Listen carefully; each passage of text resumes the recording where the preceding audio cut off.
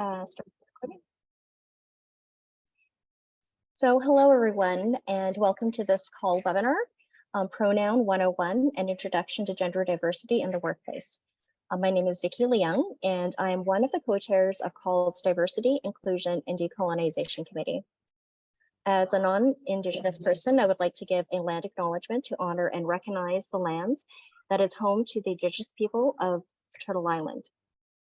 So we gather today in the notion of peace and friendship. As a person of Asian descent who grew up on the land we call Saskatchewan, which is the ancestral lands of the Indigenous peoples of Treaty 6 territory, the Cree, Nakota, and Saulteaux, and the homeland of the Métis, and to where I am today, the city I now call home, Windsor, which sits on the traditional territory of the Three Fires Confederacy of First Nations, comprised of the Ojibwe, the Ottawa, and the Potawatomi.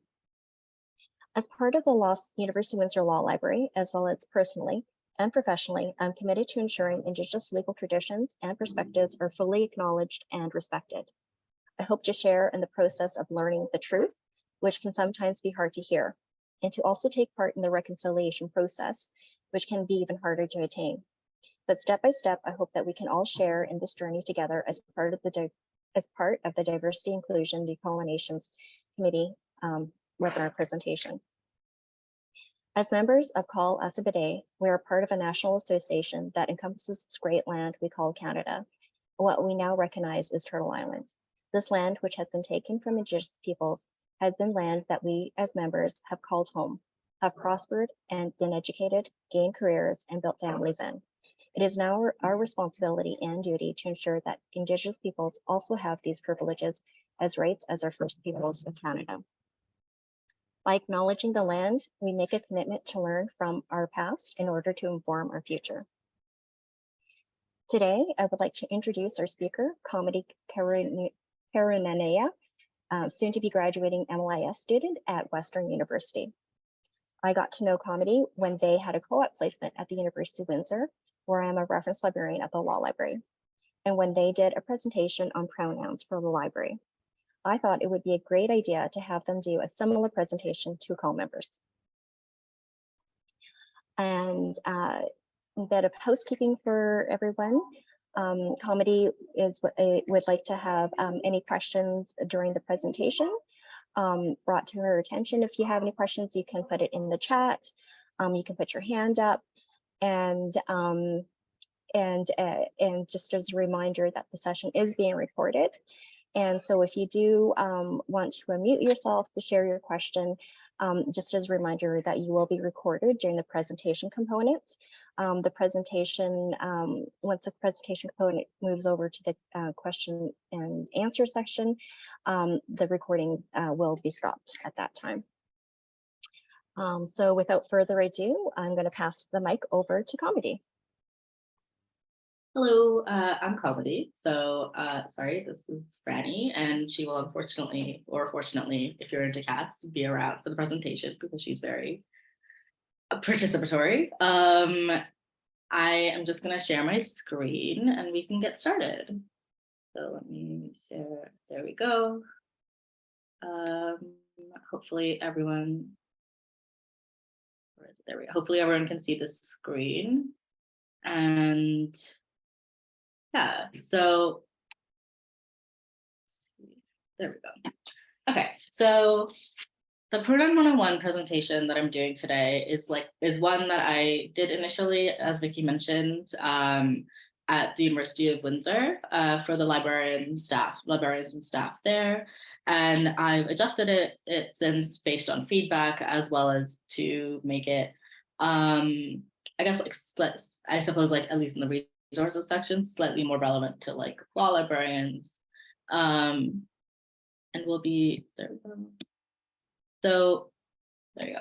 So I want to start by saying that I know we're in a Zoom meeting, so there's not necessarily a space, but the space is one that should be that I want to make open for questions and concerns, and that you can ask whatever.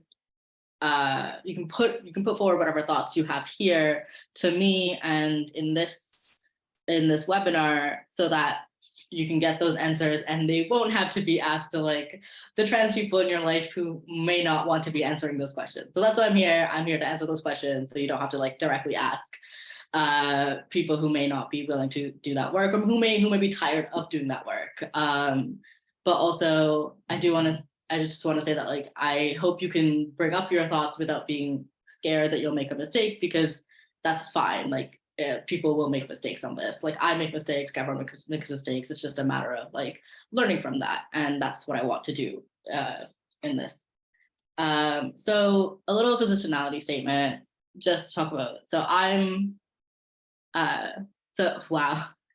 So I, like Vicky mentioned, am an MLS student, and I actually just finished my final course for my program a couple days ago, which is very exciting.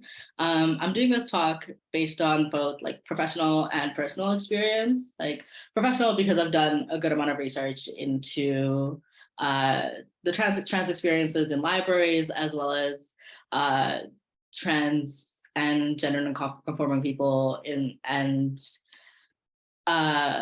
like I've read a lot of literature around it, because I have like because I would define myself as being non-binary, and trying to figure out what that meant for me required a lot of reading and a lot of exploring both like academic literature, as well as obviously talking to friends who are always also trans, and reading memoir and reading fiction and all of that. So I'm presenting this talk from one very particular perspective of a trans person who has the privilege of having gone to university, having traveled, having living in Canada. Like all of these things give me a very specific idea and like a specific place that I'm speaking from. So I just want to make sure that while I'm talking about like how to use pronouns and what they may be, none of these things are set in stone. So I'm not an expert on this. I am simply a voice, one voice among many. And at the end, there are some resources that you can look at, and they will also, they'll go into different like terminologies and different ways to consider this language. And the answers I give you, of course, that also means are based in my perspective, and I'll try to make sure that I couch the answers I give you, and make sure that I specifically say that that's my opinion on it, because there are going to be different opinions on these things that I'm telling you.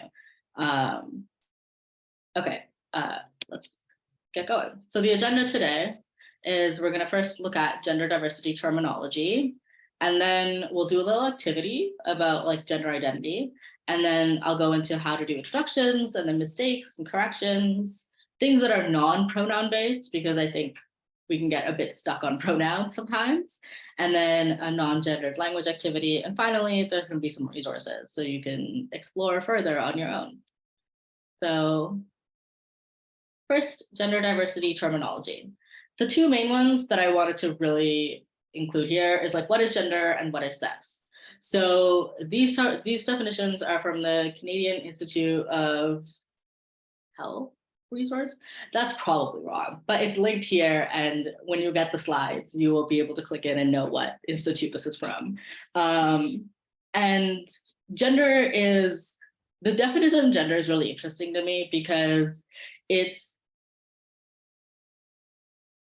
defined as a socially constructed roles and behaviors for the identities of girls, women, boys, men, and gender diverse people. But the utilization of the identities of girls, women, boys, men, like kind of, and gender diverse people, like kind of includes gender as a way of knowing gender. So it's a very circular definition. And sex here is categorized as female or male, but there is variation. And I think that's what I wanted to note here too, is that oftentimes we'll say, oh, gender is a spectrum, and then we'll just say, oh, sex is like whatever biological, I guess, it could be your chromosomes or your genitals or whatever. It's like how people usually refer to sex.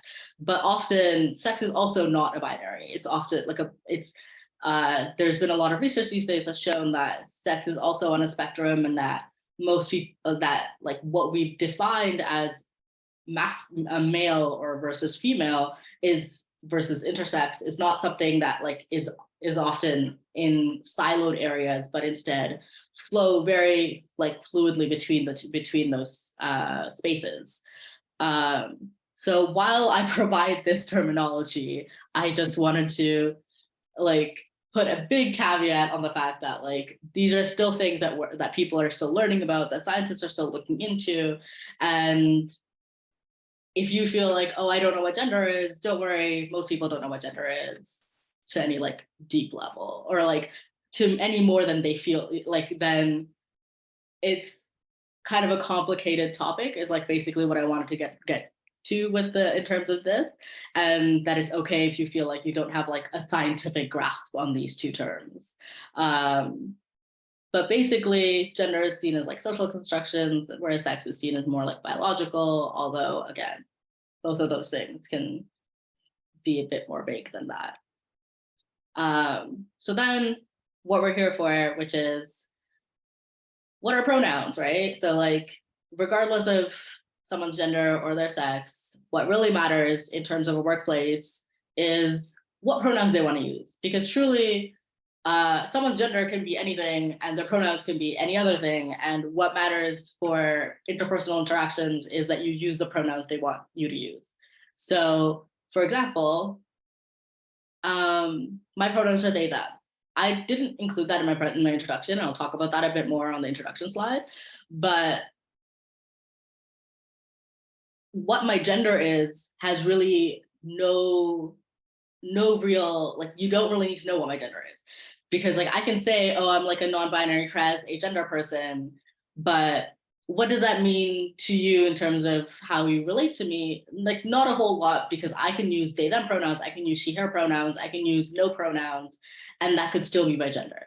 So what you need to know is for someone else to be respectful about their like gender expression or gender identity is what their pronouns are, and then use them properly. So pronouns are a sets of words that are used as substitutes for nouns. I'm sure we know this. We use she, her, and it. We use she and it and he, even they, quite often. So when it comes to gender diversity, it's a matter of taking in, so let's say if someone's like, oh, hi, like my name is Mike and my pronouns are she, and you're like, oh, Mike sounds like a male name, but they're using she pronoun, or she's using she. That's really strange, so it's going to be hard for me. But acknowledging that it might feel strange to you is the first step, and then being like, okay, cool, that's what they want. And then you're like, I keep using they even though I said she, that's what she wants. And so you use she, her for this person, right? So you figure out what someone's pronoun is and then you use it. And sometimes the pronouns are going to be outside of ones that you've seen. So for example, Zer and em are examples of neopronouns. There's a lot of neopronouns. I didn't include a lot of them here because they could just go on for pages and pages. So sometimes people will be like, hi, like, I'm just coming up with words here, names here, but hi, my name's Maddie. I use these are a pronoun. So you'd be like, oh, I know them. So you can, if you want to refer to Maddie, you'd be like, oh, Z's wearing a very nice blouse today, right? So those are a bit harder because I'm sure like they're less common, so they're harder to come across. So that's part of, if someone gives you a neopronoun, it might be something that you'd be like, oh, I need to practice those pronouns now. Some people also use no pronouns. So if someone's like, I don't use pronouns at all, you would just use their name every single time. So if I'm like, oh, my name's Kaumudi, I don't use pronouns. If you want to refer to me, you'd always use my name. Like Kaumudi does this, Kaumudi is doing that, Kaumudi has a nice shirt, whatever. And some people also do use it, its, which might sound really strange because it's like, oh, like that's what you use for objects, but some people prefer it.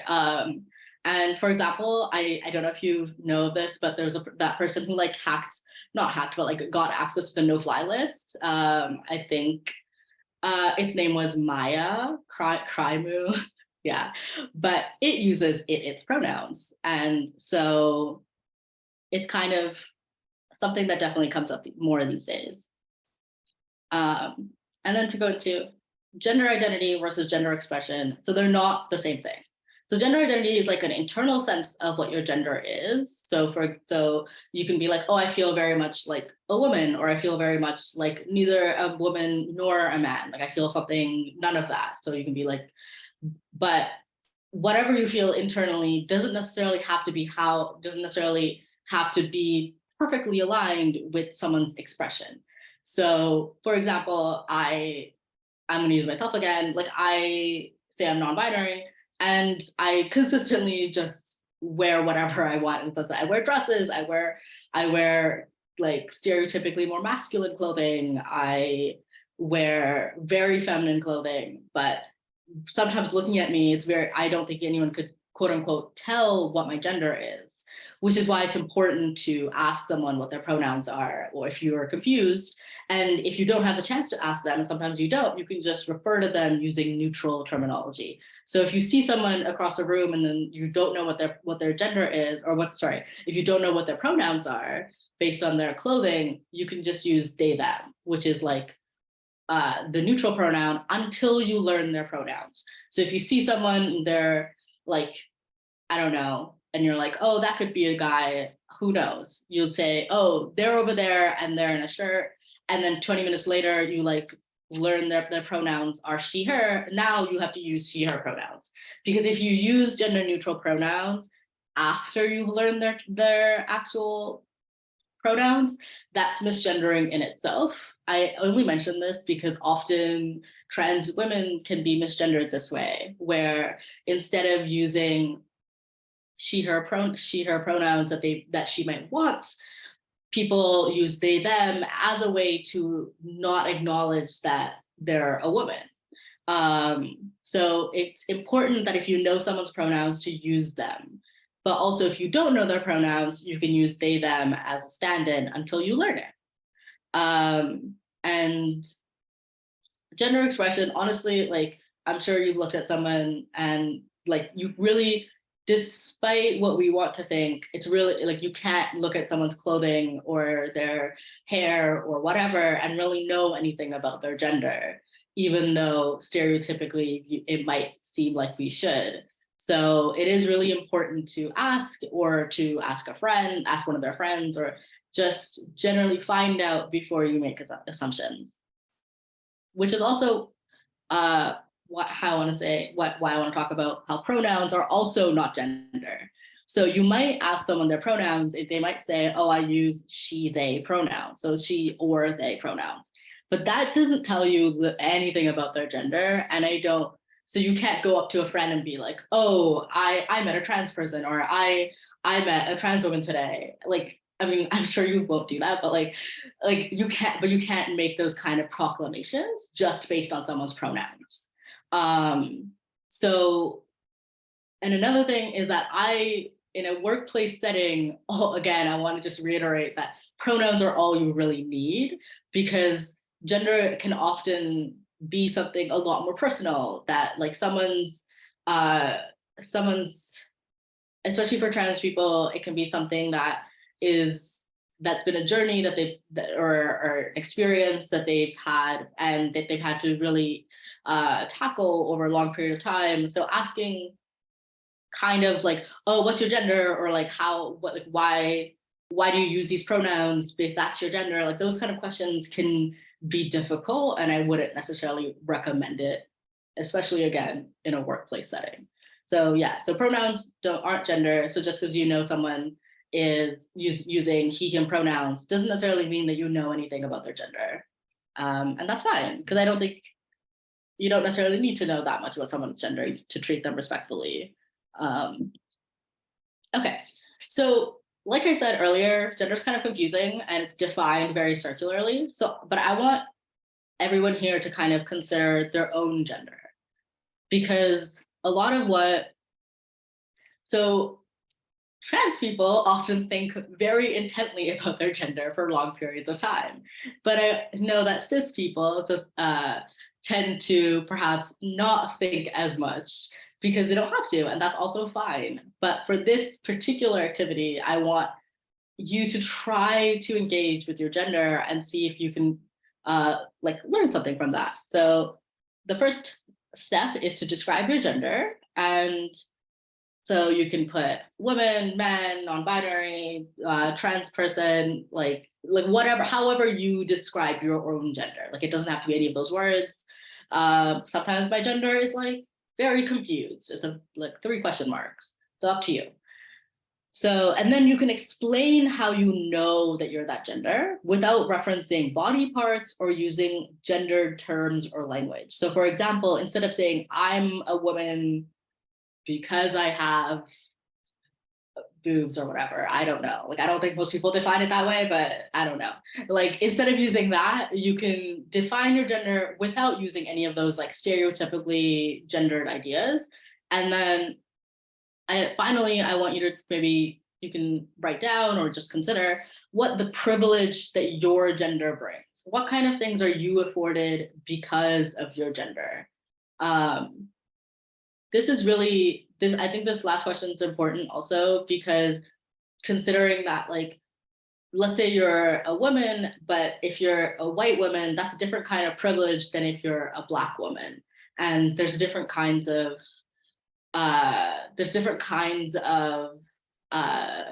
racialization that goes into gender to both have that racialization that impacts gender and how people perceive it. So I would love for you to consider that perspective as well.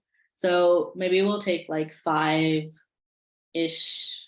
minutes and then everyone can grab either a piece of paper or do this on their computer, on their notes app or something to go through question 1, 2, and 3, and then we can come back and perhaps discuss it for a bit.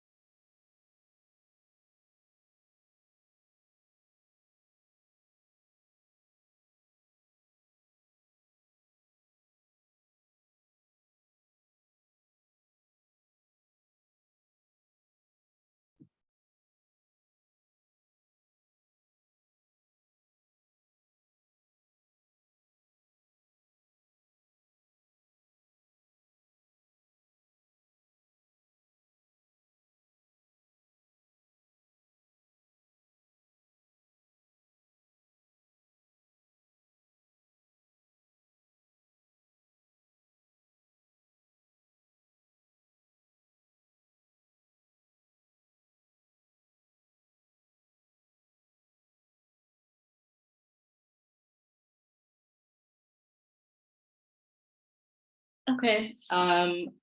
So it's been like maybe 4 or 5 minutes, and I'm wondering if anyone wants to share, if not like their answers, like their experience trying to describe their gender, or like consider the privilege. You don't like, no one's like obligated to share. I'm just wondering if anyone would like to.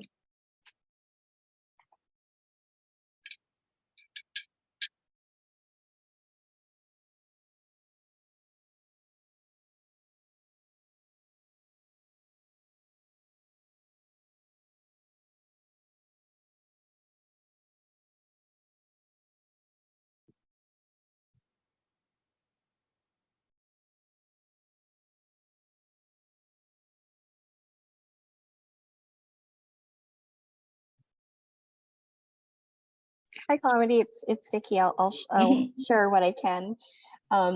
So I identify as being female, and to be honest, like I find it really hard to sort of look at, like how to define how I know that I identify as being female or a woman, without having to use the ability to use like gendered language or like in that sense. But because many aspects of like me being able to identify as female are things like similar sort of like personality traits that that are sort of like that women, when you sort of like have different when people have categories or thoughts of like personalities of men and women, I sort of more identify with women traits, more sort of like tends to be more like more gentler, more of a communicator, like to talk things out, and more into thinking about feelings more, that kind of aspect. Um, and then also in terms of like considering the privilege, one of the big things for me is the nurturing component of being a mother, um, and sort of like the bonds and ties that I have with my own children. I know my husband has a strong bond with my kids, but it's a different type of bond as well too. So that's how I kind of look at it. Hmm. Yeah, thank you so much for sharing. Yeah, I like mostly what I wanted perhaps for you to like understand from this is like that, yeah, it is quite hard to like define a gender, like define your gender without like referencing specific kinds of language. And that a lot of it ends up being with us using like societal understandings of how we define these categories. And like sometimes they're not like, obviously, like I'm sure that everyone would be like, oh yeah, like not every woman is like particularly nurturing, but also like I feel like I am one because I am nurturing is like a very reasonable stance to have, in the sense that like it's very hard to figure out what your gender is. So much of my understanding of my own gender is very like sometimes I put on certain clothes and I look at myself and I'm like, yes, like this is how I feel in my body, and that makes me feel like, I guess for me, like outside of the binary of like male or female, but like it's very hard to put that into language.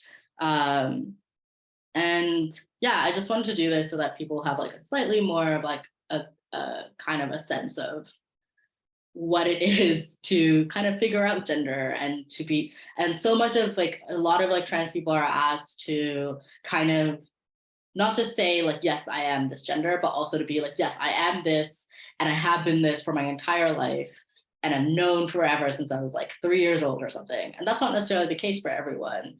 And it's and like figuring out your gender can be like a kind of a very long, and like it can be like a process, and like a process that's like, for me at least, definitely going to be something I do for the rest of my life.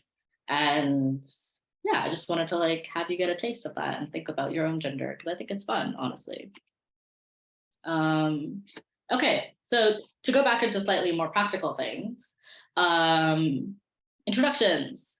So this is like really big in pronoun sharing things, where like when you introduce yourself, you'd include your pronouns so that other people who are in this space, who are trans or gender non-conforming, that's what GNC is, would feel slightly more welcome. right? So what you're saying when you say, hi, my name is blah, blah, blah, I use blah, blah, blah pronouns, is that you're willing to respect other people's pronouns and that you have some understanding of like trans people and are like welcoming to them in your space, right? So one thing I have put it at the very top is that you shouldn't make pronoun sharing mandatory, because that can force people to either out themselves or misgender themselves. So there's probably trans people in your life that you've never noticed, because not everyone is going to be very like outwardly facing about these things, which is like very reasonable considering the dangers that come with it to lots of people. But if you make pronoun sharing mandatory, like, and someone is either like in the closet still or like not, or you make them choose whether to be honest and then out themselves, or to not be honest and then misgender themselves, and both of those things kind of suck.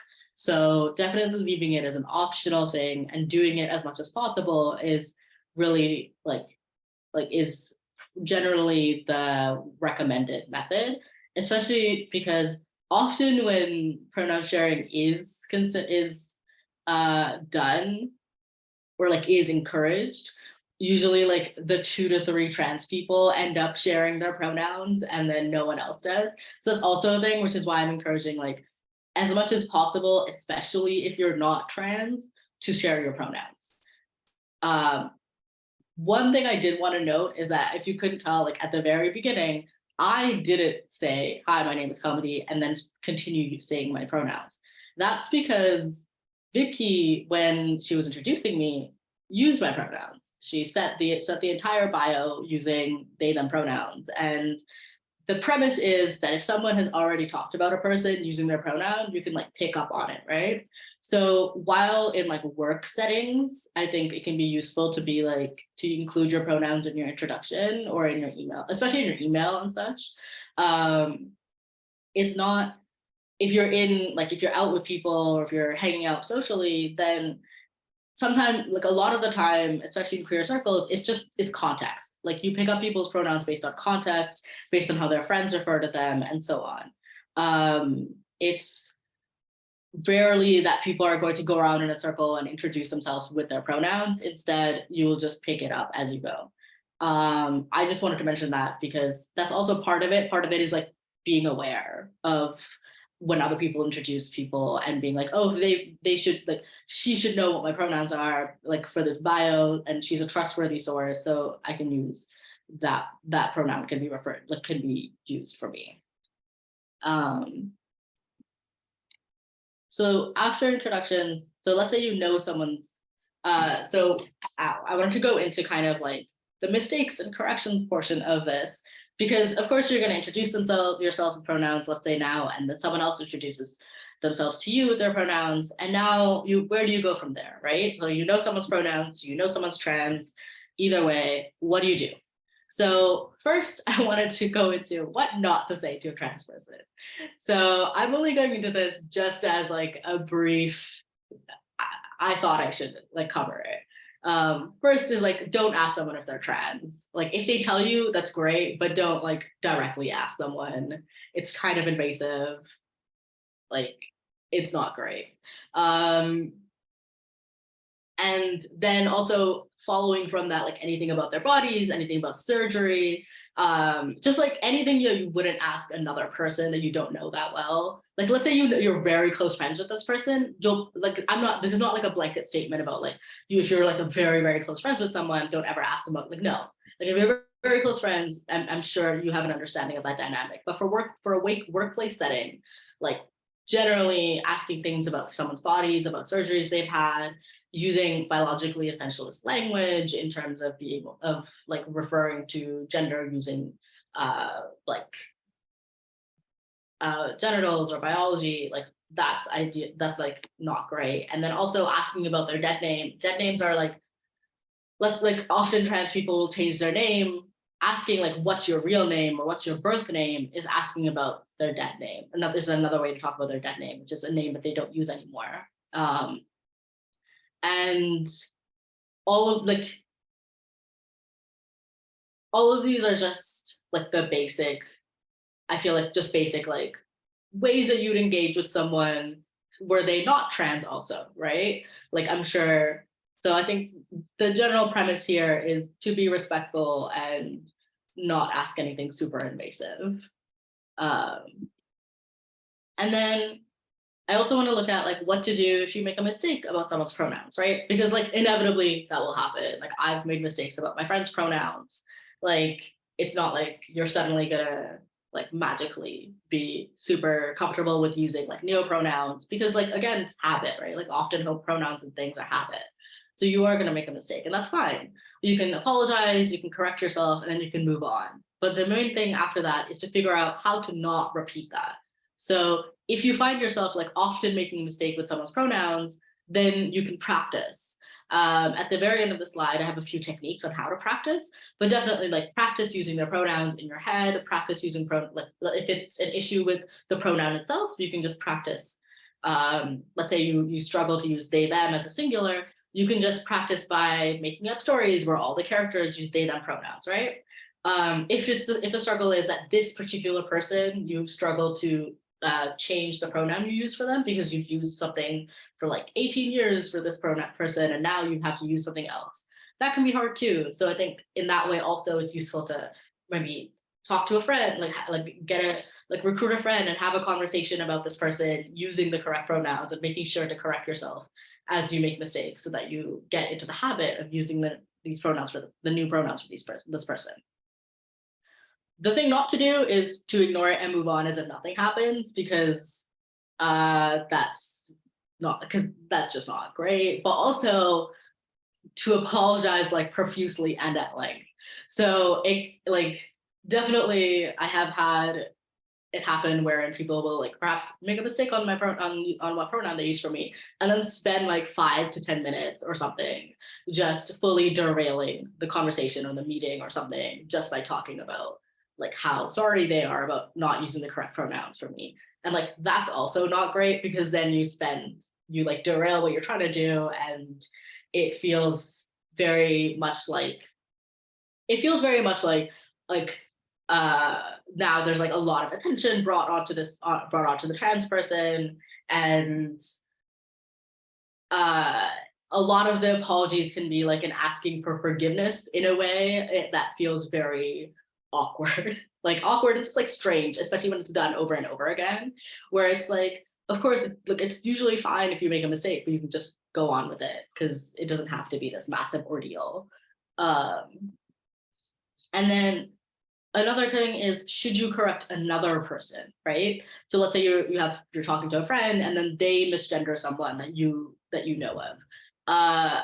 This is the thing about correcting someone is that you need to talk to the trans or gender non-confirming person first, because some people are only out to like 3 or 4 people in an organization, whereas some people might be out to everyone, or some people don't want people correcting people for them, right? So definitely talk to them first and ask, is it okay? Or like, not even is it okay? You can ask, do you want me to correct other people if they misgender you, right? If they say yes, be free, go out, correct anyone. Obviously like politely and like just by saying like, oh, like I think they use these pronouns actually, and move on again, like very like interject into the conversation, say the person's correct pronouns, move on and continue with the conversation. If the person says no, then no, just don't correct people. And that's fine. Like some people don't want that. Okay, so we've spent a good amount of time talking about pronouns, and I really want to talk about the fact that there's a lot of non-pronoun based trans things.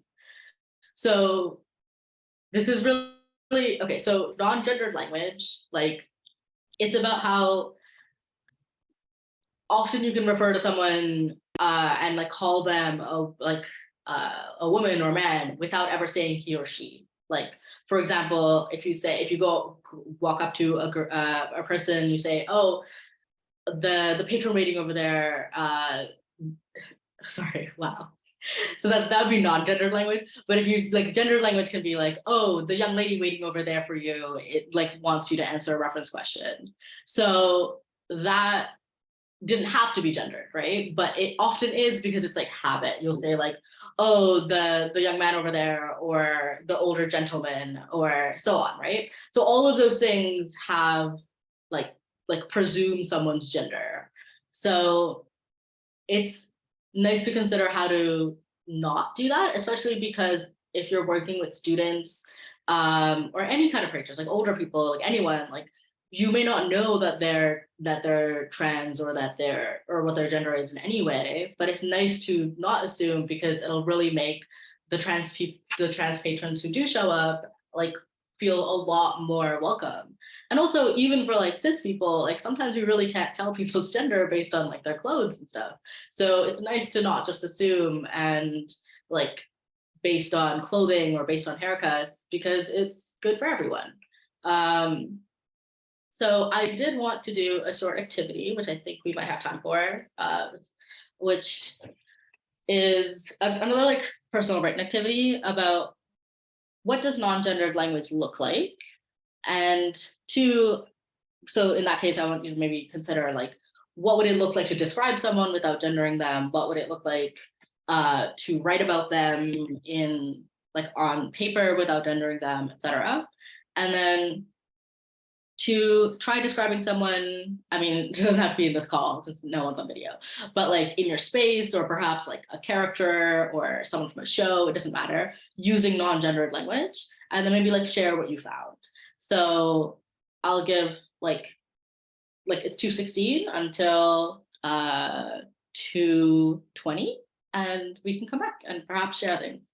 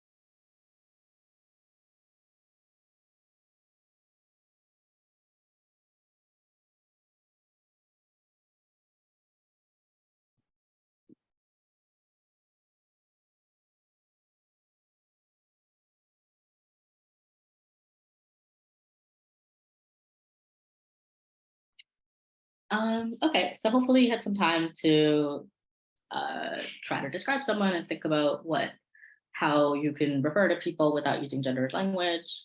Um, and I'm wondering if anyone wants to share some sort of language that they came up with, or any of the thoughts that they had about this.